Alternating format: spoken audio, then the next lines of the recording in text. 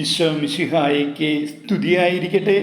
പാഷണ്ഡതകൾ നിറയുന്ന യൂട്യൂബ് ചാനലുകൾ എന്ന വിഷയത്തെക്കുറിച്ചാണ് ഇന്നത്തെ വീഡിയോ. ഹെയറിസിസ് എന്ന ഗ്രീക്ക് പദത്തിൽ നിന്നാണ് പാഷണ്ഡത എന്ന വാക്ക് ഉണ്ടായത്. ഹെയറിസിസ് എന്ന പദത്തിൻ്റെ അർത്ഥം സ്വയം എടുക്കൽ അല്ലെങ്കിൽ തെരഞ്ഞെടുക്കൽ, ഒരു മനഃപൂർവമായ പദ്ധതി എന്നെല്ലാമാണ്. ക്രിസ്തു മതത്തിൻ്റെ തുടക്കം മുതൽ തന്നെ പരിശുദ്ധാത്മാവിൻ്റെ പ്രചോദനത്താൽ വിശദീകരിക്കുവാൻ അധികാരമുള്ള ദൈവികമായി നൽകപ്പെട്ട ഒരു വെളിപ്പെടുത്തലിൻ്റെ സൂക്ഷിപ്പുകാരനായി സഭ സ്വയം കണക്കാക്കിയിരുന്നു.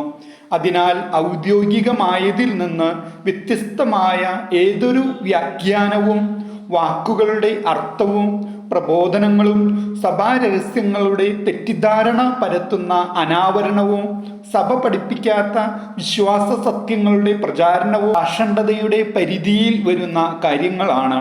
പാഷണ്ഡതയെ നിർവചിക്കുന്നത് ഇങ്ങനെയാണ്: ക്രിസ്തുവിൻ്റെ വിശ്വാസം അവകാശപ്പെട്ടുകൊണ്ട് അതിൻ്റെ സിദ്ധാന്തങ്ങളെ ദുഷിപ്പിക്കുന്ന മനുഷ്യരിലെ ഒരു തരം അവിശ്വസ്തത. ശരിയായ ക്രിസ്തീയ വിശ്വാസം ക്രിസ്തുവിൻ്റെ പഠിപ്പിക്കലുകളിൽ ഉൾപ്പെടുന്ന എല്ലാ കാര്യങ്ങളിലും സ്വമേധേയ സമ്മതം നൽകുന്നതാണ്. അതിനാൽ ക്രിസ്തു മതത്തിൽ നിന്ന് വ്യതിചലിക്കുവാൻ ചില യൂട്യൂബർമാർ ബോധപൂർവം രണ്ട് വഴികൾ നമ്മുടെ മുന്നിൽ വെക്കുന്നു.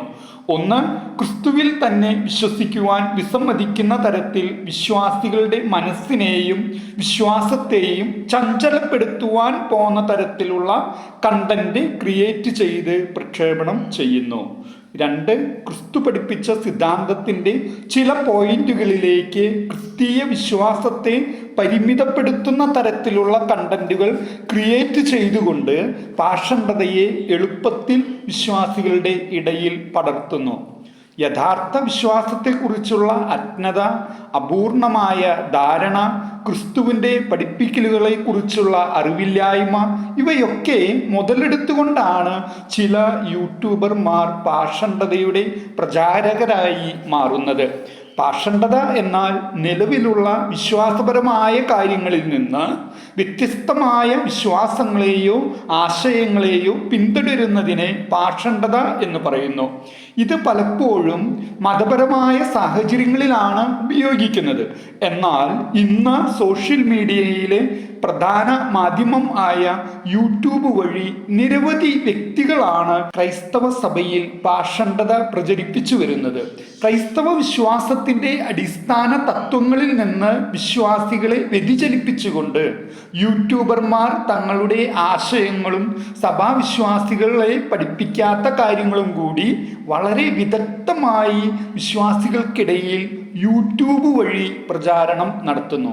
ഇത്തരം ആശയങ്ങളുടെയും ചിന്തകളുടെയും പ്രചാരണം തെറ്റാണ് എന്ന് ചൂണ്ടിക്കാണിക്കുവാൻ പോലും സഭാ അധികാരികൾ തയ്യാറായില്ലെങ്കിൽ സഭയിൽ വിശ്വാസപരമായ കാര്യങ്ങളിൽ ഗുരുതരമായ ഭിന്നിപ്പ് ഉണ്ടാകും എന്നുള്ള കാര്യം തീർച്ചയാണ്. യൂട്യൂബ് വഴി ലക്ഷക്കണക്കിന് സബ്സ്ക്രൈബേഴ്സിനെ ഉണ്ടാക്കുകയും അതുവഴി വരുമാനമാർഗം നേടുകയും വേണം എന്നല്ലാതെ സഭയുടെ ക്രൈസ്തവ വിശ്വാസത്തിൻ്റെ വളർച്ചയ്ക്കായി ഒരു യൂട്യൂബർമാരും മെനക്കെടുന്നില്ല.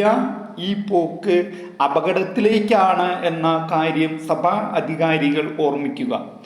ക്രൈസ്തവ സഭയുടെ വിശ്വാസ സംഹിതകളിൽ കയറിക്കൂടി യൂട്യൂബ് ചാനൽ കേൾക്കുന്ന വിശ്വാസികളുടെ ചിന്തകളിലും പ്രവൃത്തികളിലും പാഷണ്ഡത കലർത്തുവാൻ ചില ആത്മായർ തങ്ങളുടെ യൂട്യൂബ് ചാനൽ വഴി പരിശ്രമിക്കുന്നത് വളരെ വേദനാജനകമാണ്.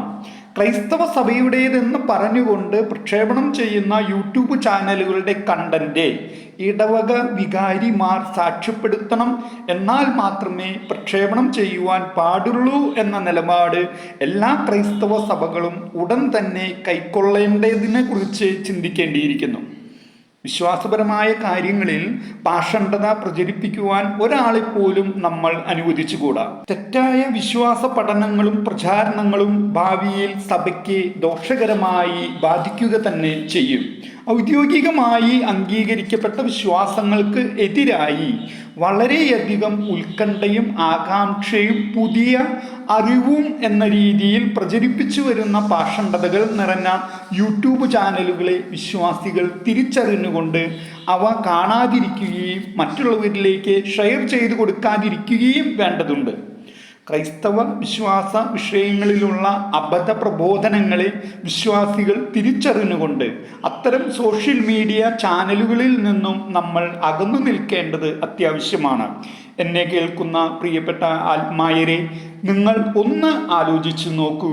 ക്രിസ്തുവിനെ കുറിച്ചും അവിടുത്തെ വചനത്തെക്കുറിച്ചും പറയുന്ന എത്ര യൂട്യൂബ് ചാനലുകൾ മലയാളത്തിൽ ഉണ്ട്?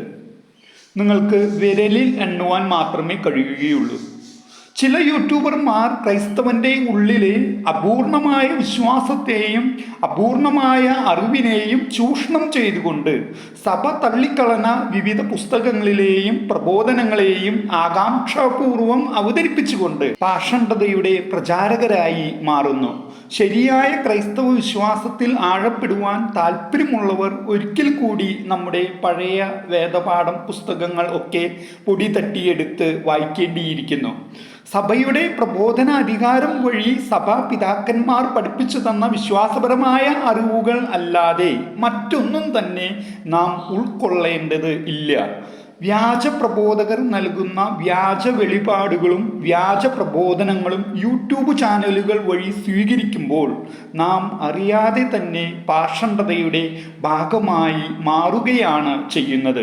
കത്തോലിക്ക സഭയുടെ മതബോധന ഗ്രന്ഥം, അടിസ്ഥാന വേദോപദേശം, വിശുദ്ധ ബൈബിൾ, കാലാകാലങ്ങളിൽ സഭാപിതാക്കന്മാർ വിവിധ വിഷയങ്ങളിൽ മേൽ പുറപ്പെടുവിച്ചിട്ടുള്ള ചാക്രിക ലേഖനങ്ങൾ, സഭ അംഗീകരിച്ചിട്ടുള്ള ദൈവശാസ്ത്ര ഗ്രന്ഥങ്ങൾ, ഇവയൊക്കെ ഇന്ന് ഇൻ്റർനെറ്റിൽ ലഭ്യമാണ്.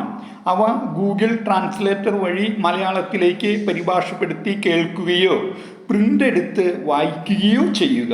അപ്പോൾ നാം ഇന്ന് കേട്ടുകൊണ്ടിരിക്കുന്ന അല്ലെങ്കിൽ കാണുന്ന പല യൂട്യൂബ് ചാനലുകളിലും പാഷണ്ഡതകൾ നിറഞ്ഞവ ആണെന്ന് നമ്മൾക്ക് മനസ്സിലാക്കുവാൻ സാധിക്കും. അതിനാൽ എല്ലാ യൂട്യൂബ് ചാനലുകളും വാരി വലിച്ച് കേൾക്കാതെ, അവ വാരി വലിച്ച് സബ്സ്ക്രൈബ് ചെയ്യാതെ, സഭാ പഠനങ്ങളോട് നീതി പുലർത്തുന്ന ചാനലുകൾ മാത്രം കാണുകയും കേൾക്കുകയും ചെയ്യുക. പാഷണ്ഡതാപരമായ പ്രചാരണം നടത്തുന്ന കാര്യങ്ങളിൽ നിന്നും അകന്നു നിന്നുകൊണ്ട് ക്രിസ്തുവിശ്വാസം മുറുകെ പിടിച്ച് ആ വിശ്വാസം പ്രചരിപ്പിക്കുവാനും രക്ഷയുടെ സന്ദേശം ലോകത്തെ അറിയിക്കുകയും മറ്റൊരു ക്രിസ്തുവായി ജീവിക്കുകയും ചെയ്തുകൊണ്ട് ഉത്തമ ക്രിസ്ത്യാനികളായി മാറുവാൻ നമ്മൾക്ക് പരിശ്രമിക്കാം. ഏവരെയും ഈശ്വരനാഥൻ സമൃദ്ധമായി അനുഗ്രഹിക്കട്ടെ എന്ന് പ്രാർത്ഥിക്കുന്നു.